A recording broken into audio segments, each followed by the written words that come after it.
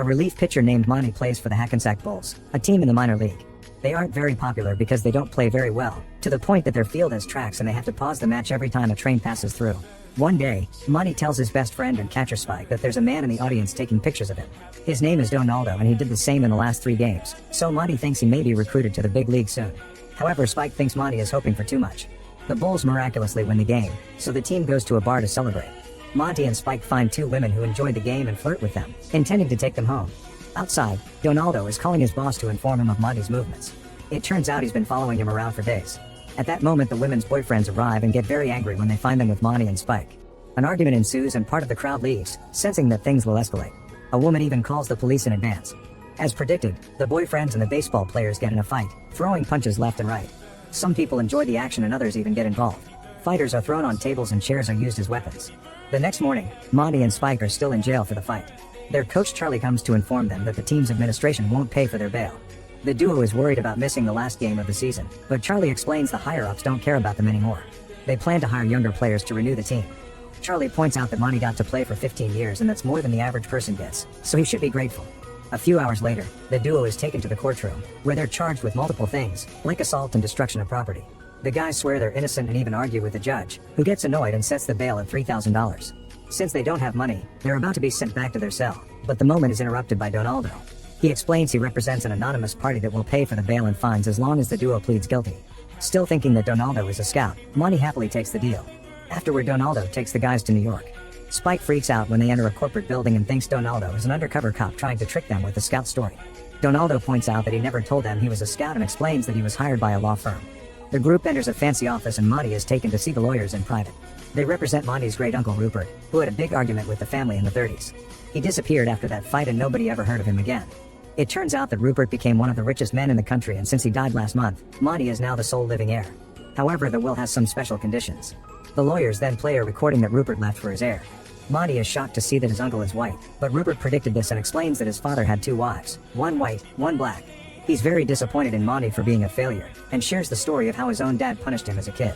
That's why he'll punish Monty the same way, by making him hate spending money. If Monty wants to get his uncle's huge fortune, he must complete a challenge. He has 30 days to spend $30 million, but there are some rules. After the 30 days are over, he mustn't own any assets except for the clothes on his back, and he isn't allowed to destroy anything he buys just to get rid of it. He can hire anybody he wants, but he must get value for their services.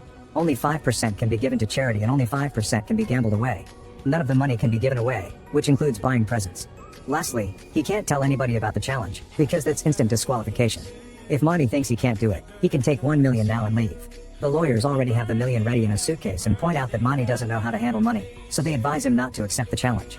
He wonders what will happen to his uncle's fortune if he doesn't get it and learns that it will be handled by the law firm. Monty hesitates, but in the end he chooses to try to win the fortune. He must be back in 30 days at midnight with nothing on his name except the clothes on his back, and an employee named Angela will keep track of his expenses to make sure he isn't cheating or lying. On his way out, Monty only tells Spike he's inherited $30 million and hires Donaldo as his personal photographer. They go to the bank so Monty can see that the money is real and immediately takes $3 million out in cash.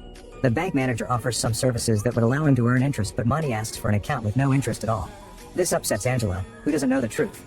Then Monty asks the security guard how much he earns and offers a much bigger salary for him to become his personal bodyguard.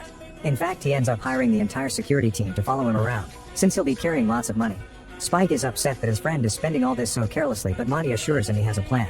Next, Monty calls Charlie and tells him he's going to rent the team, promising to get new uniforms, a better bus, and better salaries. Charlie doesn't believe him and hangs up. Then Monty stops a random cab and hires the driver to be his personal chauffeur for the month. Angela points out that he could hire a whole fleet of limousines for that money, so Monty tells the driver to do that. A crowd is already gathering around Monty and his group, so he invites them all to lunch. They go to a very fancy restaurant and buy the most expensive wine. They also make the musicians play more upbeat songs instead of classical music. During the meal, Monty keeps flirting with Angela, who reveals she has a fiancé. He's a lawyer involved in lots of charity work and social causes, so he doesn't often have time for Angela. When Monty asks to meet him and promises to pay for his time, Angela tells him he can't buy everything. The news of an eccentric millionaire wandering the city quickly spread, so when Monty goes to a hotel, reporters are waiting. He tells them he plans to hire lots of people and announces that Spike is the vice president of his new corporation. Inside the hotel, the manager tells him that the top 2 floors are already reserved, but he quickly changes his mind when Montgomery offers to pay 10 times his current price. The group takes over the fancy rooms and Monty and Spike rent some nice suits. In the evening, Angela's fiancé Warren comes to pick her up, so Monty uses the chance to donate money to one of his charities. Warren is very impressed by the art and furniture in the room, expressing vast knowledge on the subject. Monty is impressed and wants to hire Warren to be his decorator, offering a very nice salary. Warren immediately accepts and disappoints Angela, who can't believe her fiancé can be bought so easily. The next morning Warren asks his bosses at the law firm to let him take just 1 month off. The lawyers agree in exchange for Warren becoming their spy so they can monitor how Monty is handling the money. Warren isn't allowed to share this with Angela. Meanwhile, Monty has filled his office with hundreds of people hired to do all sorts of tasks, including an impersonator. Warren has called his ex-wife Marilyn since she's the professional decorator who taught him everything. This angers Angela. Monty tries to get her attention by poking an inappropriate spot, and when Warren tries to warn her, he ends up slipping and falling on all the paint buckets. Marilyn has tons of ideas and Monty tells her there's money to achieve them all. A man asks Monty for $3 million to get an iceberg from the North Pole to Africa to give people fresh water, and Monty approves that too while ignoring Spike's and Angela's concerns over being a scam. Monty also hires a man to use the permitted 5% to bet on horses and sports. At that moment Charlie calls and Monty announces that he'll pay for his team to play against the Yankees. He even sends out helicopters to pick up his teammates. Outside the stadium, Monty waits for his friends with a whole welcome party and he's happy to see them wear the new uniforms. He's even rented penthouses for everyone. The lawyers watch all this and wonder if they've underestimated him. Afterward Monty puts on the uniform too and trains with his team while the news announces the big upcoming game. In the evening, Monty brings a woman to the hotel, but when they're about to do the dirty they're interrupted by a call from Angela, saying they have to discuss something extremely important and urgent. Monty has no choice but to kick the woman out. Then Spike and Angela come to the room with a financial advisor, hoping he'll help Monty invest. However, Monty hires him on a salary instead of commissions and plans to ignore all his advice. Spike and Monty choose to relax by playing some baseball and Spike uses the chance to tell Monty he should invest in things like jewelry or stamps. This gives Monty an idea, so he rushes to a collector's shop and buys the most expensive stamp in history. The next morning the lawyers see this on the news and laugh because Monty has bought an asset. However, they receive a postcard from Monty and are furious to discover he used the expensive stamp to send it. They decide to tell Warren the truth about the challenge and ask him to create an error in Angela's accounting, promising a good reward if the law firm wins the money. Later Monty watches the news and learns that his stocks in the iceberg company have tripled thanks to his investment. Worried about the new money, Monty tells his employees to sell it all. To make matters worse, the gambler has won all the bets too. Monty panics and tells Angela to donate it all to charity. Marilyn is done with the decoration and has added lots of things to the room, but Monty asks her to do even more. Since Warren is so busy helping her, Angela agrees to have lunch with Monty, saying she's impressed by a man who is happy to donate so much. When they're about to leave, a man accidentally hits their car from behind. The damage is minimal, but Monty wants to take the guy to the hospital just to pay for a medical service. When the man realizes who this is, he pretends he's been severely hurt by the accident and Monty even gives him money so he can pay alimony to his 2 ex-wives. Angela freaks out and starts yelling at Monty on the street, calling him out for his choices. Warren watches this from the window while Marilyn tells him that Angela may not be a good partner after all, since she's embarrassing herself in public. During dinner at a restaurant, Warren tells Angela that she's been too friendly with Monty and wonders if her feelings for him have changed, which angers her and causes her to leave. On the news, a reporter talks about Monty buying 5 cases of 114-year-old wine in cash at an auction house. He opened the bottles at a reception for the public to share the wine with everyone. Sometime later Spike and the financial advisor announce that they did some investments behind his back and made $10 million. Monty freaks out and the others wonder what's wrong with him. They're interrupted by Warren, who asks for $20,000 for a deposit on some furniture they'll be renting. Monty gives him the money and sends everyone away to have some alone time. When Monty turns on the TV, he learns that the candidates for the next mayor's elections have been spending scandalous amounts of money on their campaigns. Monty decides to also become a candidate to spend all the money on his own campaign. Angela thinks he must feel guilty about having so much money and is finally using it to help society. During a conference, Monty tells the reporters that people shouldn't vote for any of the candidates, not even himself. Later he appears on TV, saying that all candidates are bad people and only idiots would vote for them. He broadcasts his ads in all the states in case any New Yorkers are on vacation. His honesty about politicians' corruption makes him incredibly popular. Angela continues to keep up with the expenses and worries because the money is almost gone. The other 2 candidates meet in secret and agree they must do something about Monty, who continues to insult them on national TV.